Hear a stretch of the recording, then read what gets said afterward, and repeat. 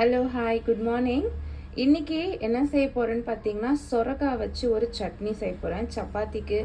அதுக்கப்புறமா நீங்கள் வந்து சாப்பாட்டு கூட வச்சு சாப்பிடலாம், சுடு சுட சாப்பாடு போட்டு. சொரக்காய் வந்து நான் ஹாஃப் சொரக்காய் கட் பண்ணி வச்சுருக்கேன். ஓகே, அதுக்கப்புறமா வந்து கொத்தமல்லி கீரை ஃப்ரெஷ்ஷாக எடுத்திருக்கேன்.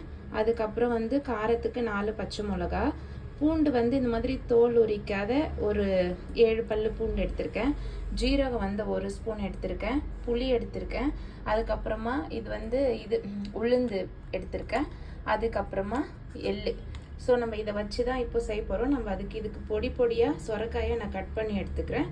எடுத்துகிட்டு எப்படி செய்யலான்னு பார்க்கலாம் வாங்க. சொரக்காயை பொடி பொடியாக கட் பண்ணி எடுத்தாச்சு. இப்போ அடுத்தது நம்ம எண்ணெய் சேர்த்துக்கலாம். 2 ஸ்பூன் நான் வந்து வானலுக்கு எண்ணெய் சேர்த்துக்க போகிறேன். 2 ஸ்பூன் எண்ணெய் சேர்த்துட்டேன். எண்ணெய் காஞ்ச உடனே நம்ம வந்து ஃபஸ்ட்டு ஜீரகமும் உளுத்தம் பருப்பும் சேர்த்துக்க போகிறோம். எண்ணெய் காஞ்சிடுச்சு, நான் வந்து சீரகம் சேர்த்துக்கிறேன்.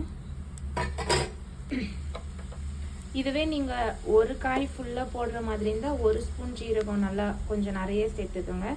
அதுக்கப்புறம் உளுத்தம் பருப்பு, இதை லைட்டாக கிண்டி விடலாம். அது வறுத்து உளுத்தம் பருப்பு நல்லா வறுந்து வரணும் இல்லையா, அது வறுத்ததுக்கு அப்புறமா தான் நம்ம இதெல்லாம் சேர்த்துக்க போகிறோம். உளுத்தம் பருப்பு நல்லா வறுந்து வந்துச்சுல, இப்போ இந்த ஸ்டேஜில் நான் எடுத்து வச்சிருக்க பூண்டு சேர்த்துக்கிறேன். அதுக்கப்புறம் வந்து காய் சேர்த்துக்கலாம். அதே காரத்துக்கு பச்சை மிளகாய், நீங்கள் வரமிளகாய் கூட சேர்த்துக்கலாம். நான் வந்து பச்சை மிளகாய் சேர்த்துக்கிறேன். அதுக்கப்புறம் புளி, இது கொஞ்சம் வதங்கினதுக்கப்புறம் லாஸ்ட்டில் வந்து நம்ம கொத்தமல்லி கீரையை சேர்த்துக்கலாம். இது ஒரு 5 நிமிஷம் இப்படியே வேகட்டும். காய் வெந்ததுக்கப்புறமா நம்ம வந்து அரைச்சிக்கணும். சொரக்காய் வந்து உடம்புக்கு ரொம்ப நல்லது.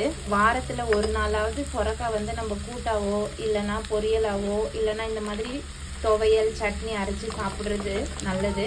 வதங்கட்டும் காய், அதுக்கப்புறமா நம்ம அரைச்சிக்கலாம். ஒரு 3/4 பதத்துக்கு காய் வதங்கி இருக்கு இல்லையா, இப்போ நான் இதில் வந்து உப்பு கொஞ்சம் சேர்த்துக்கிறேன். உப்பு சேர்த்துட்டு நம்ம வந்து எடுத்து வச்சுருந்த கொத்தமல்லி கீரை இருக்கு இல்லையா, அதை சேர்த்துக்கலாம். இப்போ இன்னும் கொஞ்ச நேரம், இன்னும் ஒரு 5 நிமிஷம் வதங்கிடும் காய். இது கிண்டி விட்டு இன்னொரு 5 மினிட்ஸ் அப்படியே வைக்கலாம். காய் நல்லா வதங்கி வந்திருக்கா, நல்லா வதங்கி வந்துருக்குல. இப்போ நான் சொன்னால லாஸ்ட்டில் கொஞ்சமாக எள்ளு சேர்த்துக்கணும்னு, எள்ளு சேர்த்துக்கணும். இப்போ இந்த சூடல்லையே அந்த எள்ளை இதோட கிண்டி விட்டுட்டு ஸ்டவ் ஆஃப் பண்ணிடலாம். இது ஒரு 10 நிமிஷம் நல்லா சூடு ஆறின உடனே தான் அரைச்சி எடுத்துக்க முடியும்.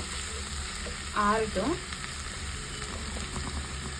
வதங்கிடுச்சு இல்லை காய், நம்ம ஆற வச்சு எடுத்துக்கிட்டோம் இல்லையா, இப்போ இதை அரைச்சி எடுத்துக்கிறேன். நான் அரைச்சி எடுத்துட்டோம். இப்போ இதை தாளிச்சிட்டு சாப்பிட்லாம், அவ்வளோதான். தாளிக்கிறதுக்கு எண்ணெய் காஞ்சிடுச்சு, நான் 1 ஸ்பூன் எண்ணெய் போட்டேன். இப்போ இதில் கடுகு போட்டுக்கலாம்.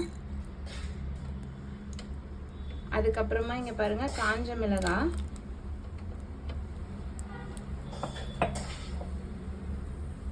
அதுக்கப்புறம் கருவேப்பிலை.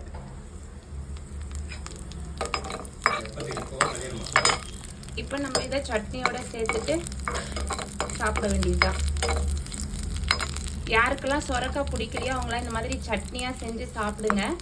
It's good for health. இவ்வளோதாங்க, ரெடி ஆயிடுச்சு. டேஸ்ட் பண்ணி பார்த்துட்டு நீங்களும் சொல்லுங்கள், கமெண்ட் பண்ணுங்கள், சப்ஸ்கிரைப் பண்ணுங்கள். கண்டிப்பாக செஞ்சு பாருங்கள், நல்லாயிருக்கும். நெக்ஸ்ட் ஒரு வீடியோவில் பார்க்கலாம். பாய் பாய்.